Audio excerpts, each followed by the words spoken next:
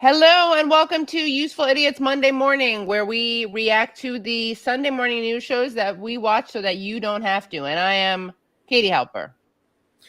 And I'm Aaron Maté. Good Monday morning, everybody. And good non-government shutdown. We dodged a bullet there. We did indeed. Yeah. And we're going to be talking about that. And guys, make sure to like this stream, as we always encourage you to do. But also, if you're not already a Substack member of this show, you're really going to want to be one, because boy, oh boy, did we have a great interview with one Norman Finkelstein. Very, very thought-provoking, food for thought-ish scholar. Undoubtedly one of our most popular guests, if not the most popular, and it's a great episode. And you can get that bonus episode at usefulidiotspodcast.com. Yep. And you treat yourself not only to an extended interview with all of our guests, including Norman Finkelstein, but also our great Thursday Throwdown. And if you're here watching this, chances are you'll really like Thursday Throwdown, because Thursday Throwdown is your midweek dose of media madness, where we react to media clips from the week. So yeah. And it's madness. It's absolute madness. We promise madness. Yeah. It's so great to see all the people here joining us on Monday morning. It's great to start our week with you. Unfortunately, this week, we're still dealing with the aftermath of the departure of Chuck Todd, which has just not been easy for all of us. It's a big blow to the Useful Idiots community.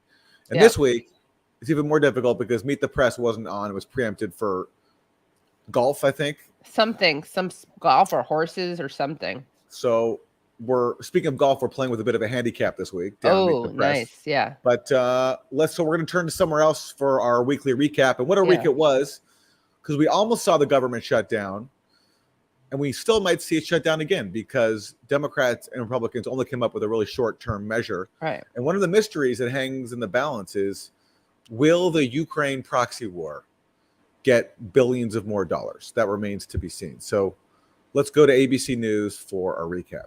For this week. We have just witnessed an extraordinary 24 hours in the House of Representatives.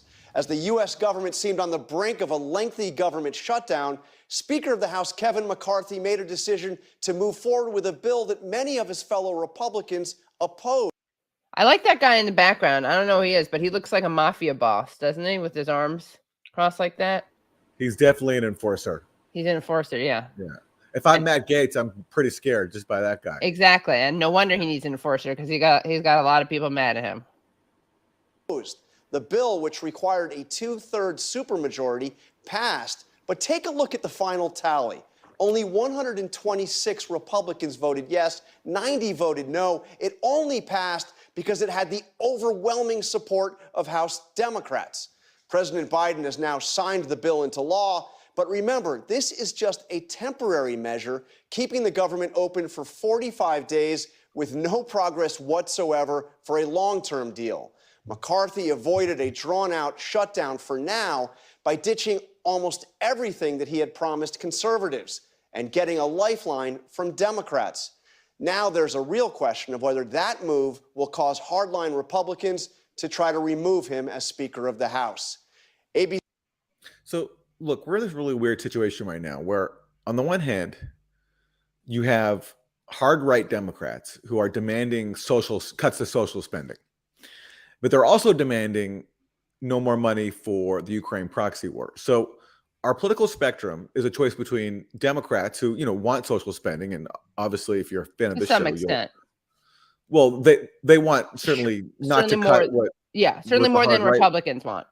Yeah. Yeah. So you have people who want to at least protect what we have, the bare minimum or less than the bare minimum social spending. Right. Democrats want to protect it. And the hard right that wants to cut social spending, but also wants to cut the military-industrial complex when it comes to Ukraine. Right. So it's kind of a weird choice right now. But I mean, from my point of view, between Iraq and a hard place, Iraq. Exactly. Call back, yeah. Exactly. But the outcome of this weekend, from my point of view, was pretty great, because the social spending was protected, but also there was no money for Ukraine. Unfortunately, that's only a temporary solution, because we're going to see that Republicans are probably going to give Democrats the Ukraine funding that they want. But I don't know. If only we could freeze this moment in time. Exactly. And enjoy this moment of pure bliss. Right. Yeah. One moment in time. Wilson, make sure you mark that down for our Rachel compilation Scott album. has been on Capitol Hill all week, tracking it all. Good morning, Rachel. John, good morning. President Biden signed that bill with just 45 minutes to spare. It was a week of uncertainty and chaos that ended with Democrats and Republicans finally coming together on a short-term deal to keep the government funded. This was far from what Speaker Kevin McCarthy wanted. He said he exhausted every single option, trying to get the far right wing of his party on the same page, even trying to tie border funding to this fight.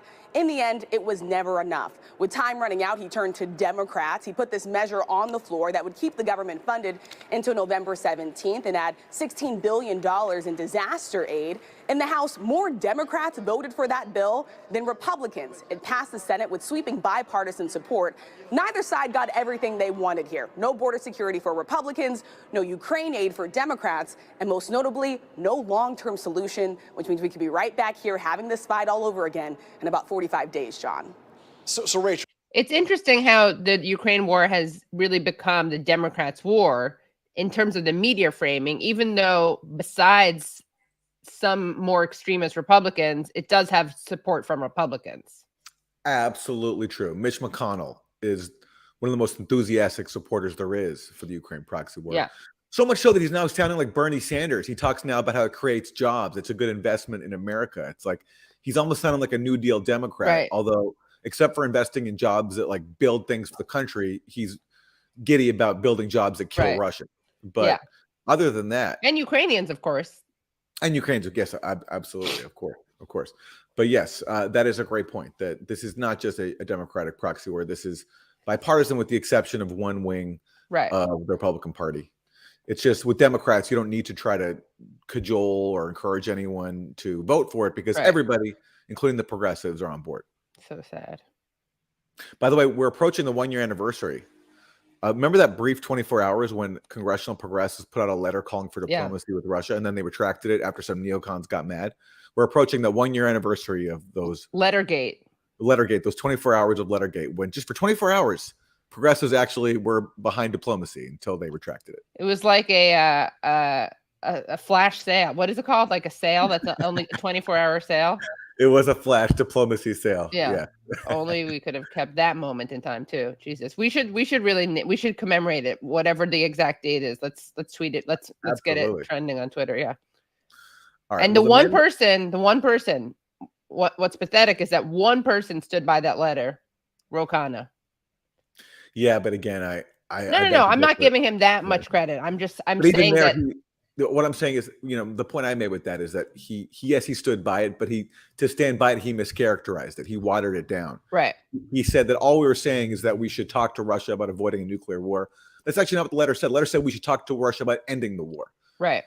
But anyway. Yeah. You're right. And that's important. But I mean, the fact that no one else even had the PR, the fact that no one else even did that is just so pathetic and shows you how heretical it is to say anything besides full war. And again, this was not a letter that was asking Biden to stop funding Ukraine. It was like, can we just have some diplomacy thrown in there?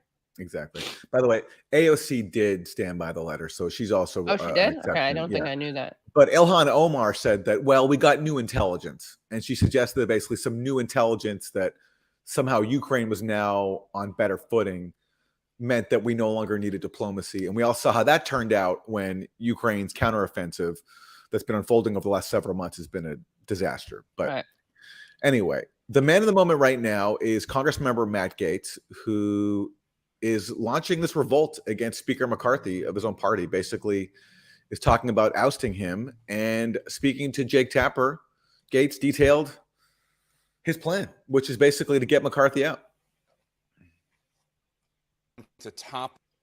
You have been threatening to topple McCarthy, issue a motion to vacate the speakership if he worked with Democrats to fund the government with a clean CR, a clean government spending bill, which is exactly what he did on Friday and Saturday. The House gavels back in tomorrow at noon. Are you going to make a motion to vacate? Speaker McCarthy made an agreement with House conservatives in January, and since then he has been in brazen, repeated material breach of that agreement. This agreement that he made with Democrats to really blow past a lot of the spending guardrails we'd set up is a last straw. And then overnight I learned that Kevin McCarthy had a secret deal with Democrats on Ukraine. So as he was baiting Republicans to vote for a continuing resolution without Ukraine money, saying that we were going to jam the Senate on Ukraine, he then turns around and makes a secret deal. Now, I know you and I probably have different views on U.S. involvement in Ukraine, but however you think about that question, it should be subject to open review, analysis, and not some backroom deal. So I do motion to vacate tomorrow?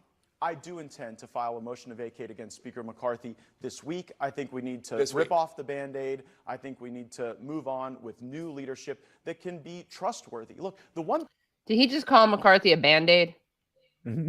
Yes, I believe so. I believe so. Band-Aid gate. Yeah. thing everybody Now, how do we feel about Sorry. Matt Gaetz? And, you know, I mean, I agree with him when it comes to the Ukraine war. Obviously, vehemently disagree with him on pretty much everything else, especially his attacks on social welfare.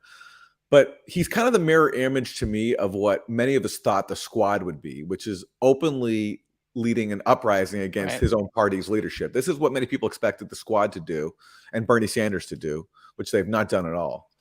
And I got to say, you know, watching from the other side, I can't help but feel a little bit of envy that If only we had our own. Yeah, the Republicans get to have someone who challenges their own party, as many expected progressives to do, which hasn't happened yet. So, you know, it's just too bad that it has to come, you know, with an agenda that wants to cut food stamps, as is the case of people like Matt Gaetz.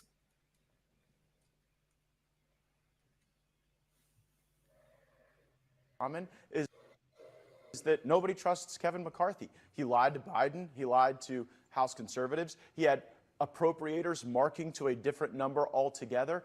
And the reason we were backed up against this shutdown politics is not a bug of the system. It's a feature. Kevin McCarthy's goal was to make multiple contradictory promises, to delay everything, back us up against shutdown politics, and at the end of the day, blow past the spending guardrails he'd agreed to. So how many Republicans do you think will be with you in your motion to vacate? Because obviously, for people at home who don't know, you need 218 votes to get him out of the speakership. You don't have 218 Republican votes. You're going to need Democrats. Let's start with the Republicans. How many Republicans do you have? Well, enough so that when you host this show next week, if Kevin McCarthy is still the Speaker of the House, he will be serving at the pleasure of the Democrats. He will be working for the Democrats. The only way Kevin McCarthy is Speaker of the House at the end of this coming week is if Democrats bail him out. Now, they probably... I like this. So he's basically trying to taint their Kevin McCarthy as a puppet of the Democrats. His legitimacy is tied, or not legitimacy, his power is now tied to the Democrats. That's how he's framing it. He's dirty. He's talking a big game. Does he have the numbers to back it up, or is this just a solo mission? It's I think pretty self-destructive. But well, maybe, yeah, I guess so. But we know what he's going to say, right? When it fails, he's just going to pretend it's a Democrat thing. That the Democrats bailed out McCarthy? Yeah, even though Republicans will have done that too, obviously. But he's getting ready to frame it that way. Pretty good. Will. I actually think that when you believe in nothing, as Kevin McCarthy does, everything's negotiable. Okay, but and I think he'll cut a deal with the Democrats. Let's be honest here, though, because if you succeed in vacating him, you also will have to make a deal with the Democrats. You also will have to get Democratic votes to kick him out. Absolutely. I will make no deal with Democrats and concede no terms to them. I actually think Democrats should vote against Speaker McCarthy for free. I don't think I should have to deal them anything. You're not going to cut any deals with him? Absolutely not. And I don't think that any Republicans that share my view on Speaker McCarthy would cut deals with Democrats. But here's the thing. I'm done owning Kevin McCarthy. Right? We made a deal at the end of in January to allow him to assume the speakership, and I'm not owning him anymore because he doesn't tell the truth. And so if Democrats want to own Kevin McCarthy by bailing him out, I can't stop him, but then he'll be their speaker, not mine. Whoa. He's disowning. Again, I'm just imagining AOC or Bernie speaking those exact words about Hakeem Jeffries and Joe Biden. Right. Wouldn't that be wonderful? That would be amazing. Now, before we leave, a lot of Wilson, can you get? I want to see Gaetz again. Let's get Gaetz back up there. Let's just show that clip that we just removed because we got a make an important point. Okay, let's see him in And full. at the end of the day, Okay, pause there. Now let's well, we need open eyes. We need eyes open. Okay, they're great. Now let's show. A lot of people have been pointing out he looks like Beavis and Butthead, or maybe just Butthead. Some Eddie Munster action in there, but I realized that he also looks like this guy. Syndrome. And what is that from? He's a villain, a Pixar villain from The Incredibles. Okay. Can you see it? Yeah, I can see that. Yeah. And the truth is, I don't watch those movies, but a friend pointed it out to me, and then once I saw it, I just could not unsee it. Very, very expressive face he has, and it shows in his actions. You know, whatever you think of him, he's got some fortitude. And wouldn't it be nice to see that on the progressive side? Yeah. But not anytime soon. Wouldn't it be nice if we were stronger and we could stand up to proxy wars? I like it. I like it. Good, right? Like Wilson, write that down. Remember, we have that compilation album. We got Yeah. 2 songs already from today. I'm serious. All right. Well, let's hear from Speaker McCarthy himself, who is going to respond to Matt Gaetz. Oh, yeah, this is a good one. You need 218 votes to vacate. Has Hakeem Jeffries, the Democratic leader, said that he will? No. He hasn't said No what? He hasn't said anything about what he's going to do. Look, will Democrats could cross over and follow Gates's lead on this? yeah, look, Gaetz is trying to work with Democrats. He's reached out to Swalwell, to AOC, and others. But if that's the way we're going to govern, I don't think America is going to be successful. Look. So both of them are playing this game. 2 can play this game. They're trying to taint each other's actions as Democrat linked. They're dirty. So if the It's such a weird standoff. Like 2 Republicans fighting, and they're both daring the other side to work with the other side. Exactly. It's like, you work with them. No, you work with them. And that's what they're fighting over. Who's going to cave to the Democrats? It's really an odd duel. It's a very, very odd duel. Yeah, it is an odd duel. Yeah. Like the weapon you draw to defeat your opponent is an olive branch to your mutual opponent. It's very, very strange. Right. You know, it's like cooperation. It's cooperation. Yeah. I mean, meanwhile, of course, the country suffers, and all these government workers especially face the prospect of losing their paychecks. And it's horrible. There's so many horrible things. But you got to at least give a nod to the entertainment value of this. Yeah, it's true. Yeah. Okay, well, McCarthy has some more great ideas. For example, Democrats, if you want money for your proxy war, guess what you have to do? You also have to give Republicans their money to further militarize the border, because, of course, the border is not nearly militarized enough. American border, but the American border matters, and more Americans are dying on our border than Americans are dying in Ukraine. So you are explicitly right now linking any Ukraine aid. Okay, so that's interesting.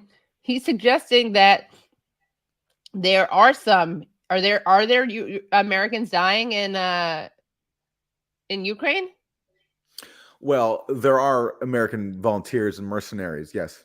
But I don't think he means that. I think he was just misspoke, or maybe not. Maybe he means, his point is that I think he probably wants it to sound like there are none, right? But he's making a rhetorical point, which is like, it's more important. The border is more important because that's where Americans are dying. But also, what Americans are dying? I mean, there are a lot of non-Americans who are dying, unless like McCarthy is some pan-Americanist, like Chicano studies professor who's calling Americans, you know, like South Americans and Central Americans, and I'm here for that, but I don't think that's his view. Not. Yeah, probably not. Yeah, he's probably just lying about Americans being killed at the border by these foreigners. Yeah. All right. To a border bill. It won't be a standalone Ukraine bill. I am telling you that the American border matters, and that is our priority, to make sure we secure that. So that has to move first. I'm going to make sure that the weapons are provided for Ukraine, but they're not going to get some big package if the border is not secure. It could be a new slogan for the Republicans: American borders matter. Oh, that is good. Yeah. Yeah. Sort of hop on the social justice themes of the last few years. Yeah, I like it. To their own cause. Well, it goes well with the "we're all Americans" thing. Exactly. Yeah. But let's hear more of what he's saying, because he's basically saying that if you want us to fund your proxy war, you better give us militarization on the border. So like militarization all around. Exactly. Militarization over there, then we got to Yeah. have some over here. Yeah. Exactly. Haven't figured out yet the vehicle through which to move that Ukraine aid or a date by which to do it. We will work with Or people border. in need, but the one thing the White House has to understand, they better be prepared to secure American border. What does that mean specifically?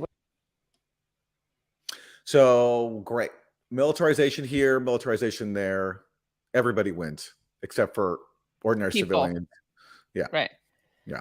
If you're a person, you lose. But if you're a military contractor, you're doing so well. Yeah. And again, you know, we've made this point tirelessly, but what is never discussed in the ongoing debate about the border is what are we doing to possibly fuel all these desperate people fleeing their home countries? And you can start with all the murderous sanctions that are imposed on Central American countries like Venezuela, deliberately aimed at destroying their economies. And when you destroy an economy, people flee. It's pretty simple. Right. It's not But controversial. that root cause is never looked at. Never, ever, ever. Yeah. Okay, well, someone who's probably very happy with McCarthy's stance because he gets everything he wants from a Ukraine proxy war to border militarization is Lindsey Graham. Oh, yeah. This is great. Is the right guy. I think Kevin is the right guy at the right time. The only way he loses his job is if a handful of Republicans join up with the Democratic Party to fire him. That would be a disaster for the future of the Republican Party. That's not going to happen. Kevin again tainting it as a Democrat allied move. has the overwhelming confidence of his membership. He worked to avoid a shutdown. He will help Ukraine, but he's telling everybody in the country, including me, you better send something over for the border for me to help Ukraine, and he's right to make that demand. Now look at his Ukrainian flag and American flag. That basically sums it up right there. That's right. That's right. It's a quid pro quo. It's a quid pro quo. What he really needs is a Mexican flag with a red circle around it and a line through it. And a Russian flag with the same thing. Yeah. But it's amazing. I mean, this is how deals get made.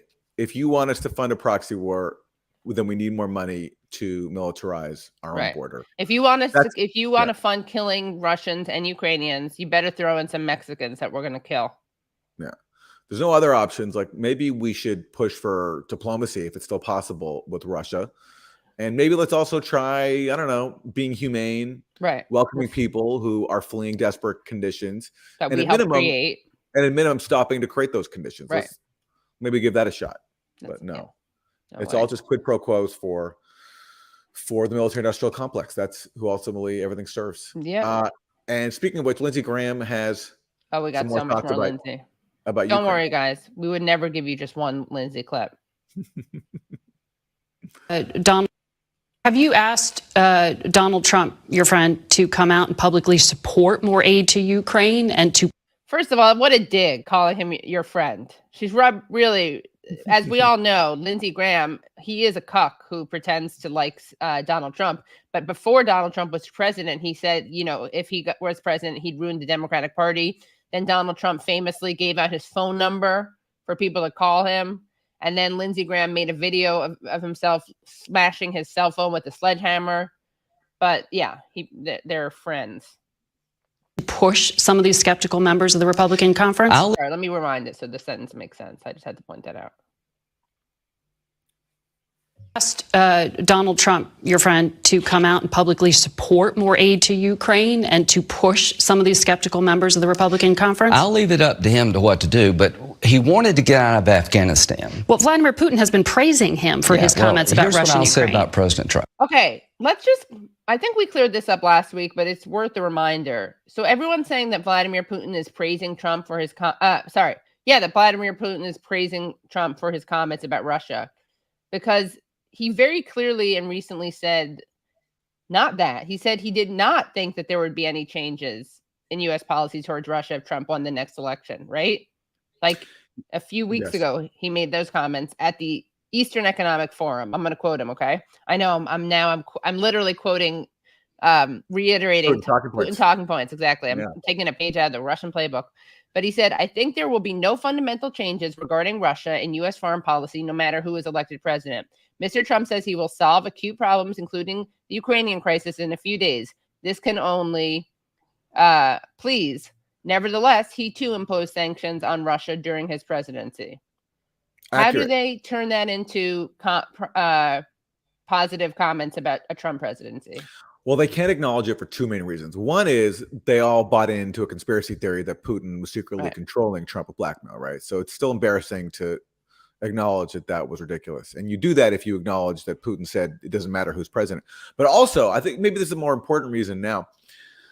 Putin is pointing out that there's a uniparty in Washington, so that it doesn't matter who's in power. The policy on foreign, when it comes to foreign policy, especially, and anything to do with neocon dogma, the policy will remain the same because both parties coalesce around the same neocon agenda at this point. And that's embarrassing to point out if you're invested in Washington and pretending as if we have a real democracy, because that peels the mask off the illusion that there's like a robust democracy with parties that disagree. Right. And really, when it comes to foreign policy, they're pretty much in lockstep, especially on Russia. So they can't acknowledge that, and hence why they have to pretend that Putin is still supporting Trump. Yeah, just like make stuff up. He did not pull the plug on Afghanistan, even though he wanted to. The biggest mistake we made. Okay, I like this point too. He's trying to say like Donald Trump was disciplined and showed restraint because he wanted to pull the plug on Afghanistan. He didn't pull the plug on it because he lost the election. And then Joe Biden imposed the plan that he had. Well, and also because when he tried to withdraw, that's when the CIA came up with the Russian bounty scam. Exactly, right. Claiming that Russia was paying bounties to the Taliban to kill U.S. troops. And that helped derail Trump's withdrawal. Like Liz Cheney joined with Democrats to pass measures slowing withdrawal. And Trump, you know, as was the theme throughout his presidency, caved in the face of neocon opposition. And Biden came in and, you know, carried out Trump's initial plan. Right. But it wasn't exactly. Right. It wasn't because of Trump's own like change of heart. No, it's because he caved as he always did. Yeah. But he's praising that as something good, which is funny. Mm-hmm.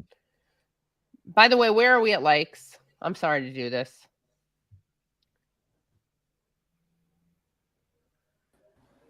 Looks like we just crossed the 500 mark. All right, guys, this is pathetic.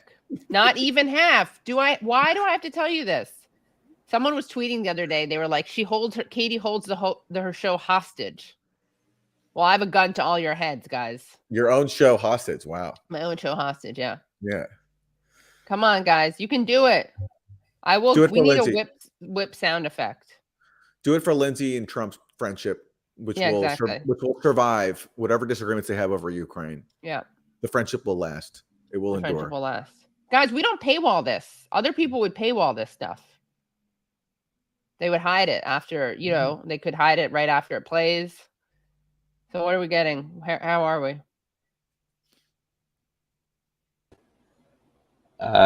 618 now. All right, we should get to, all right, we really should get to 700, but I'm feeling generous today. Wow. I don't. It's not a good habit, but I'll let you. Okay, let's go back to it. As the war on terror is withdrawing from Afghanistan. You're the only channel I like as soon as I start watching. Thank you, Skittle Tits McSkittles. You are a true useful idiot patriot because you trust us because we always deliver. Okay. To President Trump and anybody else, if we pull the plug on Ukraine, that's 10 times worse than Afghanistan. There goes Taiwan. To stop funding Ukraine is a death sentence for Taiwan. Putin. For Taiwan. They can't, they're such neocons, they can't help but expose the real agenda the proxy war of using Ukraine. Over. Yeah. Using Ukraine to weaken Russia. And because Russia is an ally of China, then somehow this hurts China as well. And something has something to do with Taiwan. I thought this was about, and Democrats have really tried to stick to the script of making this about just defending Ukraine, which again, if they really cared about, they wouldn't have blocked diplomacy both before and after the war began, but that's another story. But Lindsey Graham, another key proxy war ally, he can't help but admit that really this is just about a typical neocon agenda of controlling the world and using Ukraine and sacrificing Ukrainian lives because of Taiwan. You know, again, we said this before, like if you're a Ukrainian soldier or a family of Ukrainian soldiers, do you want to risk your life to help neocons send a message to China over Taiwan? It's just like, it's so contemptuous of the sacrifice Ukrainians have made. Yeah, and I like it because every now and then the Dems do admit that this is a proxy war, right? Like Adam Schiff famously says, we're fighting them over there, so we don't have to fight them over here. But Republicans ratchet it up a notch and make it clear that this is a proxy war that is only a proxy war with Russia. That's really a proxy war with China. Exactly.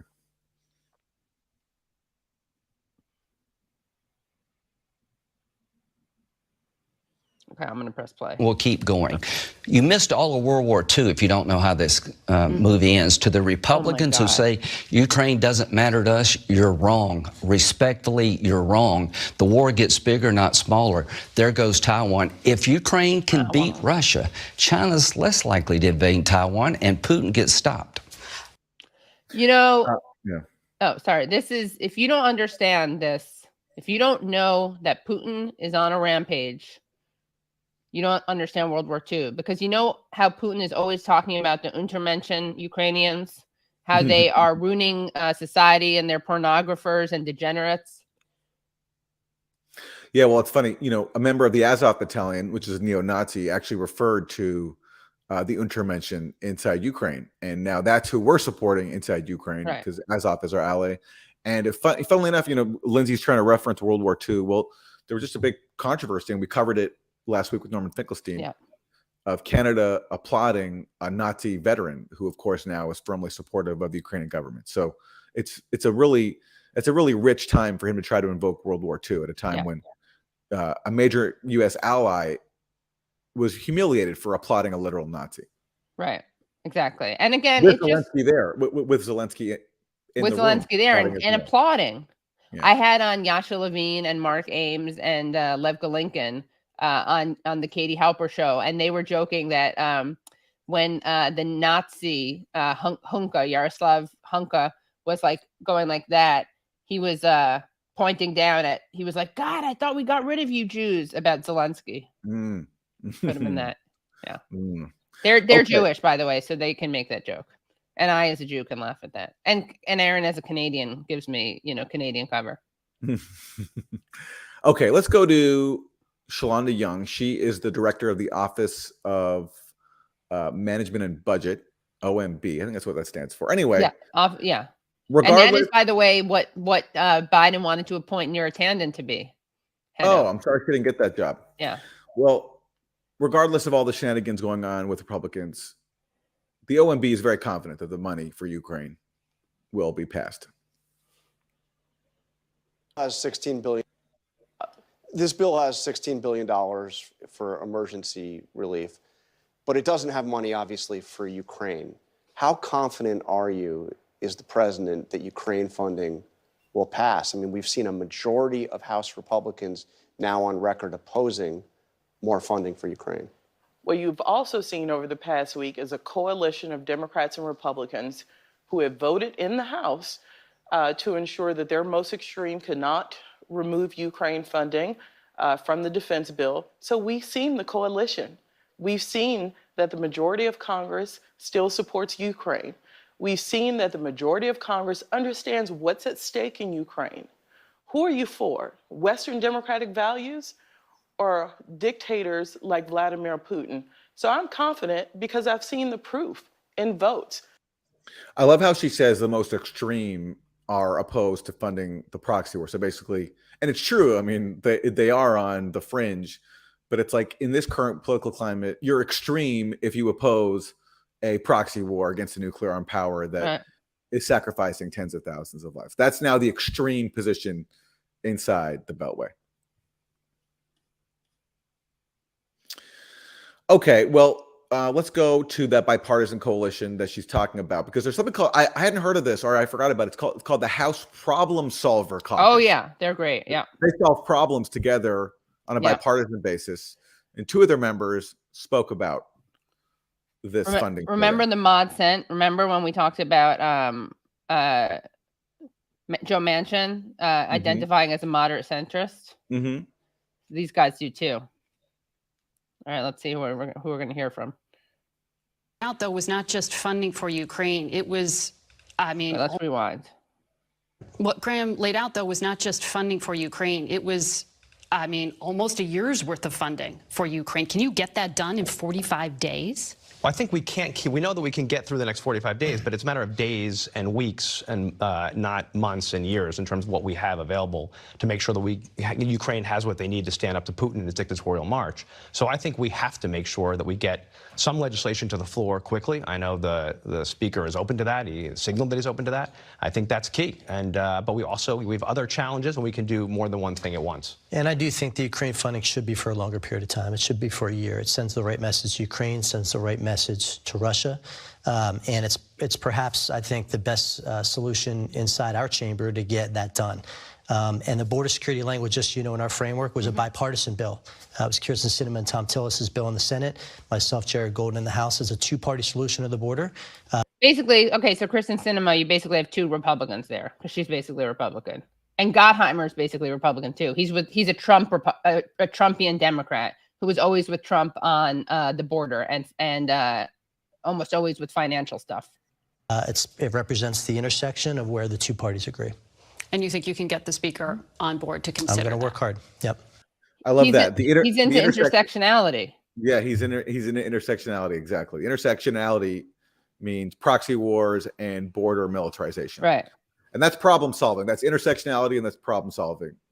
Yeah. In Congress. And I like the way we got Kevin McCarthy embracing Pan-Americanism, becoming a speaker of La Raza and the Chicano studies professor. And then we got these guys embracing intersectionality. It's the woke agenda is working. But luckily we got more from the were you going to say something? No. We got more from the problem solving caucus. Let's hear what they have to say next. And this, guys, take notes.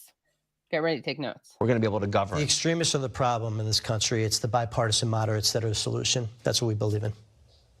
And you have a proposal to get all. You know, you've heard of BIPOC, right? Well, they're talking about BIPOM, bipartisan moderate. Bipartisan moderate. Moderates, yeah. BIPOM, exactly, yeah. All right. 100%.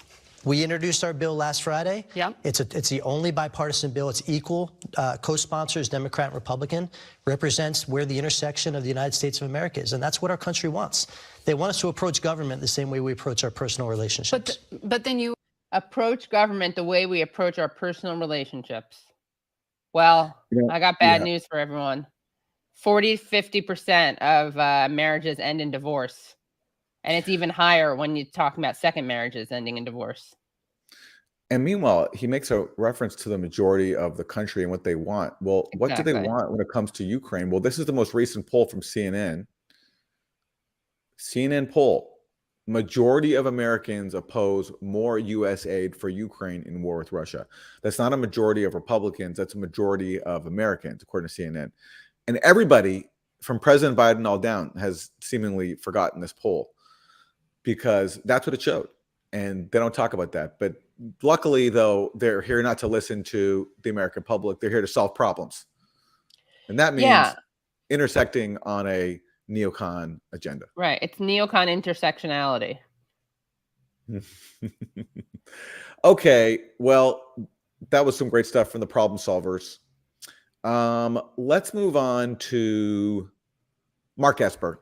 He is a former Trump defense secretary and one of many neocons in Trump's cabinet who have kind of thrown him under the bus since leaving office because they fear he's not neocon enough. So here he is talking about Trump and Ukraine. Extensively about your frustration with getting then President Trump to support aid to Ukraine. And that was before the full-scale invasion. That was when Russian troops were just in the east of that country. He still, to this day, is not coming out in support of aid to Ukraine. And as we just talked about, Vladimir Putin has said some of the comments he's made make him happy. What does that mean in terms of what we should expect if there is a second Trump presidency? Well, I suspect that he will do what he says, and that is he will come to office. He will somehow attempt to negotiate a deal between Russia and Ukraine, and that won't fly. There's only one person that can end this conflict in Ukraine, and that's Vladimir Putin, and he's not about to do that anytime soon. So I suspect. Hear that? So he just declares that trying to negotiate a deal between Russia and Ukraine, that won't fly. Like, nope, not even an option. Not even an option. Because we've tried so hard, and we know that already, right? Because we've really exhausted all options, which is what you wanted, what you always do when you're trying to save lives. I mean, again, according to the participants, it did fly back in Turkey in April 2022 when Russia and Ukraine agreed on a deal, but then the West blocked it. Right. But so it was the U.S. that decided, and along with the U.K., that wouldn't fly. And again, he says that he pronounces that on TV. And so one option for Margaret Brennan would be like, why wouldn't that fly? Like, why couldn't we try to have a deal between Russia and Ukraine? But again, why would she ever say that? Why would she ever say that? Because that's just one of these, just like absolute truths that you cannot question if you want to be allowed on the airwaves. It's a true. It's called a truth and talking point. Okay. Well, meanwhile, oh wait, can we play the rest of that clip? Oh sure, yeah. Expect Trump will quickly move to end funding for Ukraine, and then at some point he's also going to move to withdraw funding for NATO and maybe even pull out of NATO, which would be disastrous for the United States national security. So for all those reasons, that concerns me. And then, of course, we could talk about our allies and partners in Asia as well, who will equally be concerned about these type of events. So it's interesting that he's like fear-mongering about Trump, saying that he's going to try to withdraw funding from NATO and maybe even pull out. But again, this kind of speaks to what we were talking about. Like the blob runs everything. Trump already threatened to do that, and he did. Yeah, he didn't do anything. He caved on pretty much every single item they wanted, including sending weapons to Ukraine that Obama wouldn't even send. Right. So methinks they protest too much, but hey, at least, I mean, it's really unfortunate that Trump, of all people, is the face right now of like anti-proxy war sentiment in the American mainstream. It's I mean, that's pretty sad. These people are NATOists. They're patriots for NATO. NATO. Yeah, absolutely. Okay, let's go to Fareed Zakaria. He had on Zanny Minton, who's with The Economist, and Richard Haas, who is the president emeritus of the Council on Foreign Relations. Foreign Relations, yeah. Richard Haas, if you had like a hat full of like U.S. interventions and proxy wars written on a on a piece of paper, you pull everyone out. Richard Haas would have been there to support it and cheerlead for it. And they're going to talk about the state of the proxy war in Ukraine. In Ukraine, I came away from a week there, and I saw him, I saw his wife, I saw a bunch of people, most of the key players in the government. I think for me, the real realization was that this war is not going to be over anytime soon. This is a long haul. It is a war of attrition. The front has barely moved.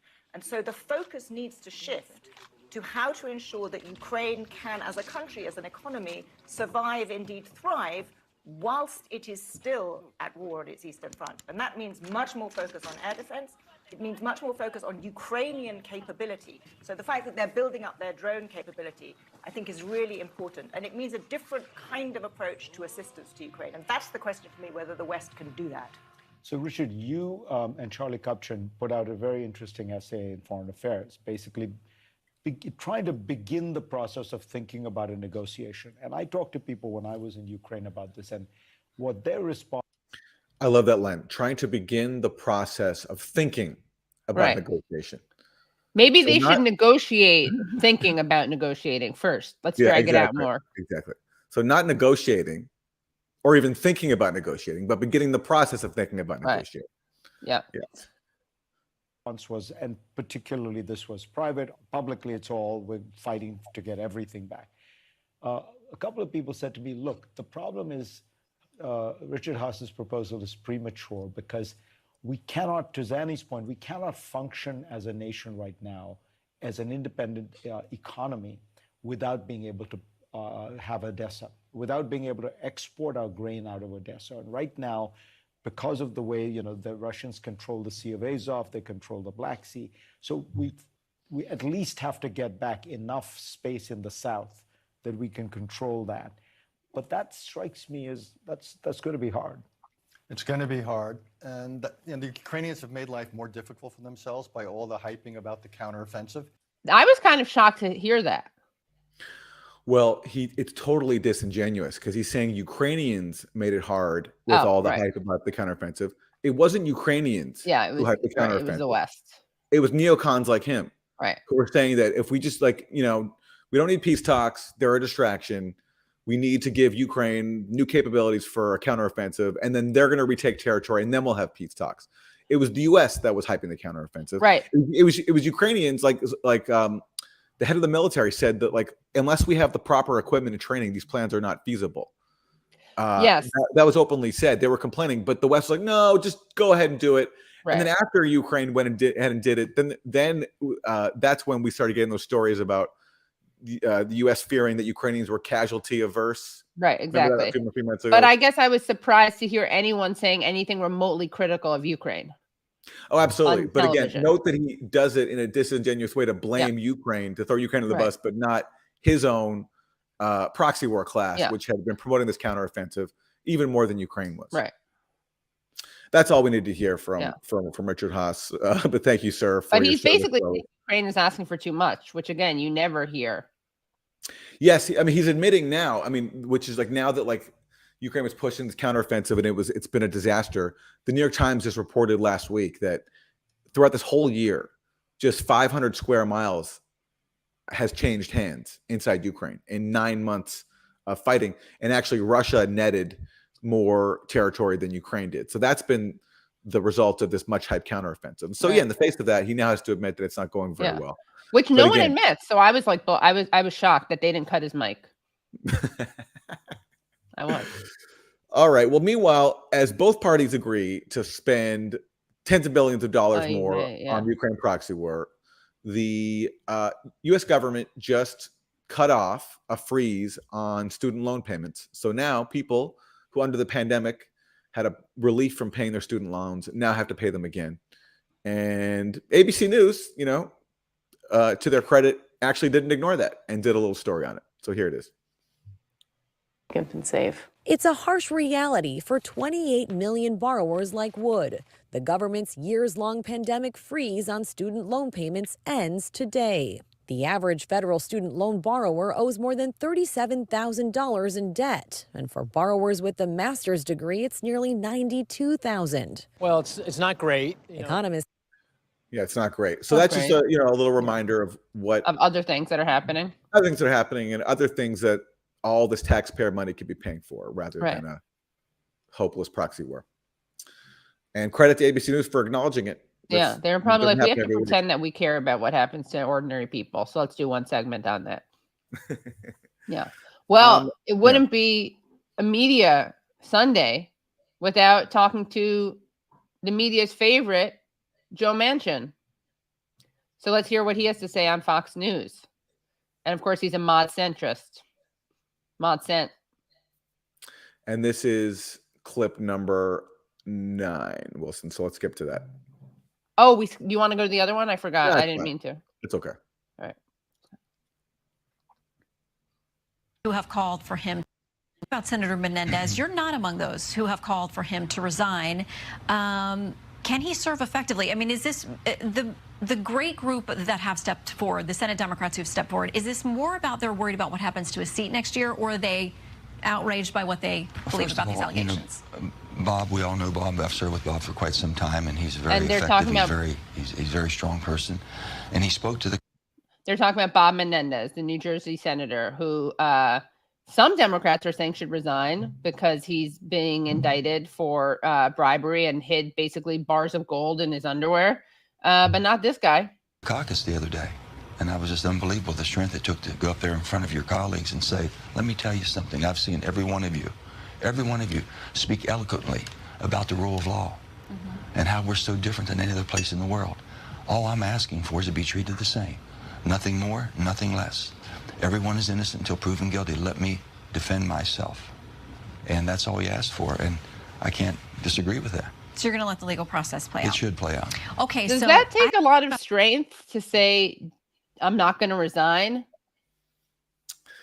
Yeah, I mean, if it's true, as alleged, that Menendez is flagrantly corrupt, then it doesn't take very much strength to do everything he can to stay in that corrupt position so that he can keep profiting from it and get out of trouble. I mean, it goes with the territory. That's like his shtick. But Manchin sees strength, and Manchin I've never heard him speak so passionately about the right to due process and fairness in the justice system. You know, I wonder how many crime bills he's voted for that gave people harsh sentences and denied people due process. I would suspect this is probably his first time speaking out. Yeah, I don't think he's very into criminal reform. Yeah. Well, speaking of due process, someone who has been declared guilty of an egregious crime already is Jamal Bowman, who pulled a fire alarm amidst the hoopla this weekend over the vote. And, he's been accused of doing it deliberately. He says it was a mistake because he was just trying to exit a door. And AOC was there to defend him. Moment over the weekend when your New York colleague, Congressman Jamal Bowman, and he's under investigation for this now after Capitol Police say he pulled a fire alarm in one of the House office buildings. Democrats were trying to delay a final vote on the bill. There he is pulling the fire alarm. He says it was an accident. He thought pulling the alarm would open a door based on the fact that the doors to his right there were locked, and there was a sign that he said he was, I think someone said it was confusing. I'll be honest, it doesn't really make sense to me, his explanation. Have you talked to him? What's going on there? I mean, listen, I think if you actually do see some of the photos of the signs, How many times does Jake Tapper say, I'll be honest, your explanation doesn't make sense to me? It's odd he's reserving it for this fire alarm incident. Yeah, it's true. This is the most, well, he was adversarial with Jamie Raskin when he really wanted him to defend either or shit or get off the pot with Kamala Harris. Okay, right. But this is the other time he's really grilling. Like odd moments to say you don't believe a politician. Like you could maybe use that for when they're, say, justifying wars or justifying cuts to social spending. That might be a more like another occasion to doubt someone's sincerity. But anyway, he feels strongly here about Jamal Bowman's fire alarm gate. I think there's something to be said about the government's about to shut down. There's a vote clock that's going down. The exits that are normally open in that building were suddenly closed. So you pulled the fire alarm? So what I am here to say is that House administration and U.S. Capitol Police and Jamal Bowman are an active, and he's fully participating in saying there was a misunderstanding. But what I do think is important to raise is the fact that Republicans, representatives like Nicole Malliotakis and others, immediately moved to file motions to censure, motions to expel, before there has even been conversations that are finished to even see if there was a misunderstanding here. But what they did do, while they did that, what they did not do was to commit to the same when George Santos was actually found guilty after a thorough investigation of 13 federal charges. He's indicted on everything from wire fraud to actual. If the Republicans don't commit, you must acquit. What do you think of that? So you're saying if they don't commit to going after George Santos, they must acquit. I Bowman. like it. Yeah. It's also noteworthy that, and George Santos, by the way, is very mad at Jamal Bowman. He made a video about this. He tweeted about it, But it's also noteworthy that Republicans, why aren't they outraged about Bob Menendez? Great question. It's fire alarm gate. It's alarm gate. Yeah. Yeah, but not stashing gold bars in your closet. Yeah. Yeah.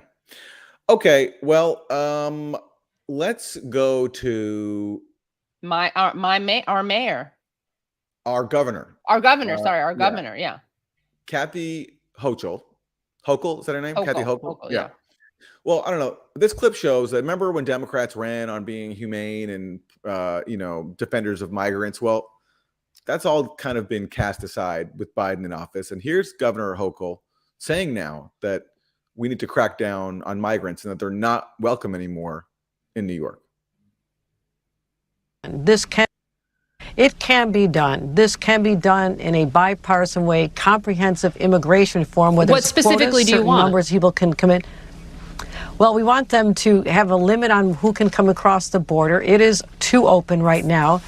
People coming from all over the world are finding their way through, simply saying they need asylum, and the majority of them seem to be ending up in the streets of New York, and that is a real problem for New York City. 125,000 newly arrived individuals, and we are being taxed. Now, we are always so proud of the fact that New York has the Statue of Liberty in our harbor. We are one of the most diverse places on earth because of our welcoming nature, and it's in our DNA to welcome immigrants.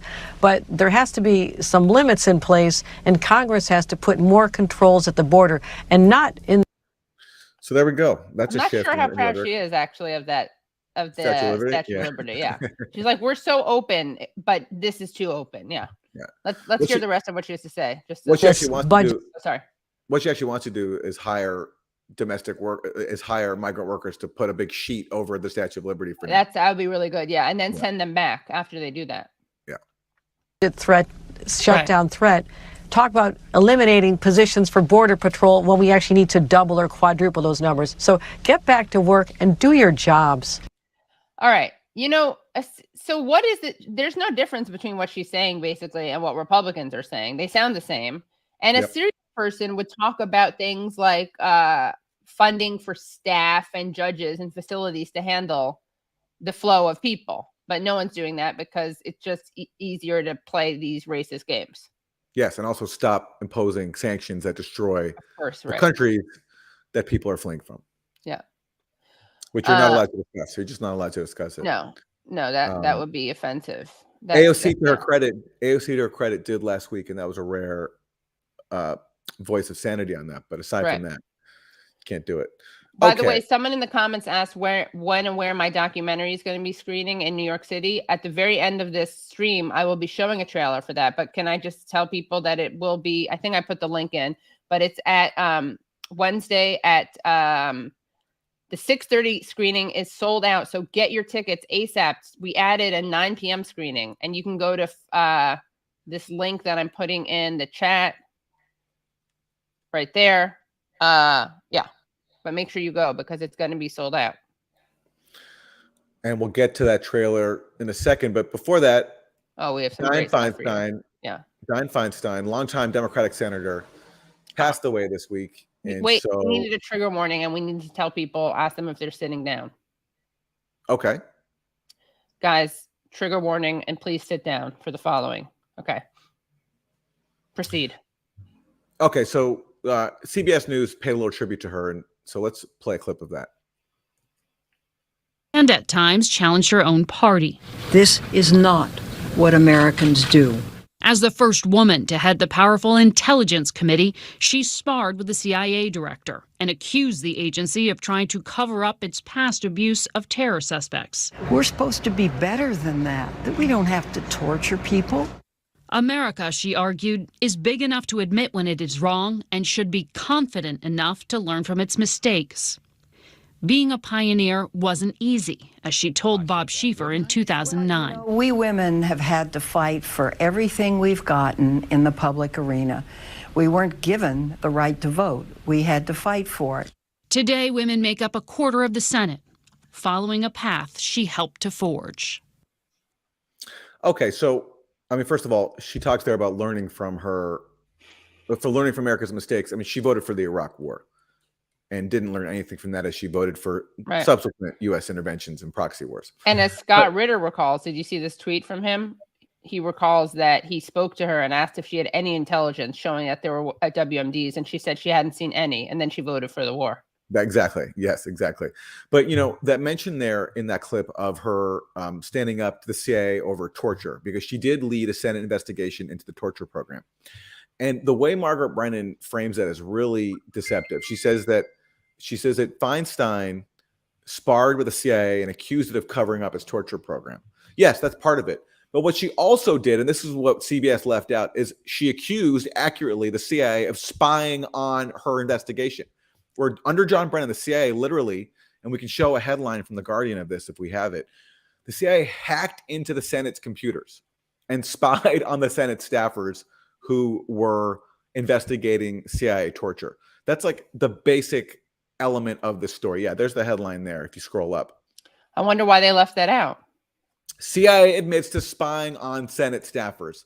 And I just thought that was interesting that in her recounting how she, Feinstein accused the CIA of covering up their torture program, CBS didn't mention that she also accused accurately the CIA of spying on her investigation. And that's just, one more episode that gets swept under the rug because Now on networks like CNN, people like John Brennan, former intelligence officials, all work for them as their colleagues. Right. Right. Maybe they thought that viewers would get more upset about that than they did about lying about the Iraq War. Yeah, which they didn't even mention. Right. They didn't even mention. So that is the tribute to Dianne Feinstein. And, well, we have an update, though, because, Aaron, you and I covered the fact that Gavin Newsom would not commit to naming Barbara Lee, right? Mm-hmm. Because she's much more relevant. I mean, it's damning her with faint praise, but she's a relatively progressive. She used to be a lot braver and more progressive. She was the only one to vote against the Afghanistan war, but she's certainly more progressive than others. And Gavin Newsom did not name her to replace Dianne Feinstein. Let's see who he named to replace her. Okay, so Nathan Tankus tweets, Lowell Newsom appoints the head of Emily's List, who is also an advisor and representative of Uber in its fight against the California bill seeking employee status for drivers. The story, of course, does not mention that, only saying former labor leader, okay? Someone who worked for Uber. And she's not even a Californian. She barely is Californian. She's not from California. And Emily's List is like a total DNC shill group that funds women with shitty politics so that they can be Democrats. But if you're like actually pro-choice and progressive, they're not as excited about you. They like pro-choice corporate candidates. And all this was done to protect a white man, Adam Schiff, because Democrats didn't want Newsom to appoint Barbara Lee, the Congress member, who was obviously the most qualified person for this job, because they didn't want to help her in her upcoming Senate primary against Adam Schiff, because they're all running to replace Feinstein. And so to help the white man, Newsom had to find somebody else to appoint from Barbara Lee, because he had promised to appoint a black woman. And that's who we had. So we have this replacement choice now. And it's such an insult to Barbara Lee. And I'm praying for Adam Schiff's defeat, because there's few people that I think have been as damaging in U.S. politics in the last few years. But hey, that's how it goes. So, Katie, you have a documentary premiering in New York City coming up. Tell people about how they can see it. Yeah. Okay. So if you go to, it's a very long link. So let me try to, the link that you can go to is ready. Okay. I'll put it in the chat. This is an easier one to do. Here it is. It's DCTV/ we'll go back. DCTV.org/S/Firehouse Cinema. I had a 6:30 screening of Comic Camp, my documentary. We're about to see a trailer, and that's sold out. So you guys are going to really want to make sure you buy tickets to the 9 p.m. because that will sell out too. And let's take a look at this movie, if we do say so myself. That's a weird way to say it. This is Camp Kinderland.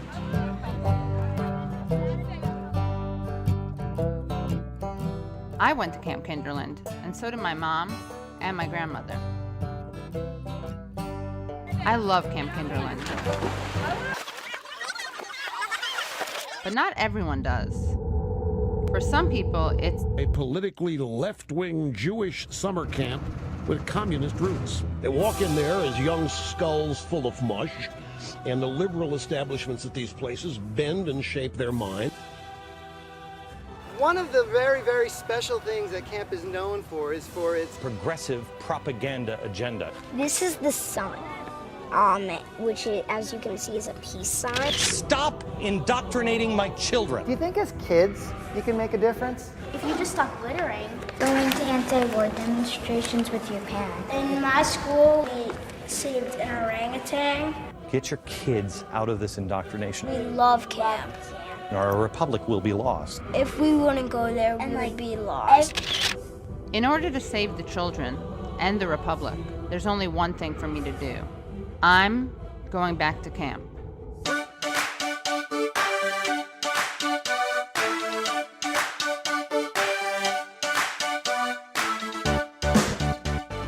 I know the word for cream cheese. Schmear.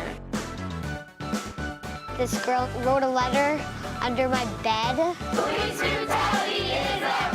that said somebody has a crush on you. No more We're sort of in love. Well, today was really fun. I had a really good time.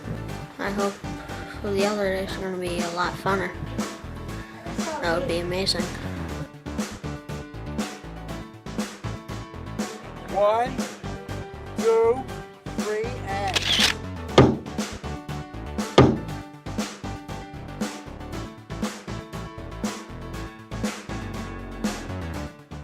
And by the way, I just got to say that in case you want some recommendations for this movie, Gerald Horne, the wonderful historian, calls this a wonderful and inspiring documentary about a unique summer camp. What makes it particularly notable is the ample inclusion of the voices of kids, making it utterly accessible to the younger generation. Thus, this is a film that will resonate throughout the ages. I was so excited that he said that. Wow. Gerald Horne. Gerald Horne. How does he find the time? He's written like, I don't know, dozens of books. He's read everything, and now he's even watched your movie. Yeah. Yeah. Wow. And he also, Susan Sarandon calls it so much fun.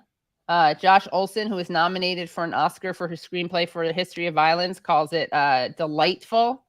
Medea Benjamin also calls it so much fun. Spencer Ackerman, the anti-war Pulitzer Prize winning journalist, calls it a heartwarming documentary. And someone says, who is Gerald Horne? He's like one of the best historians, and we have interviewed him on this very show, actually. Extremely so smart.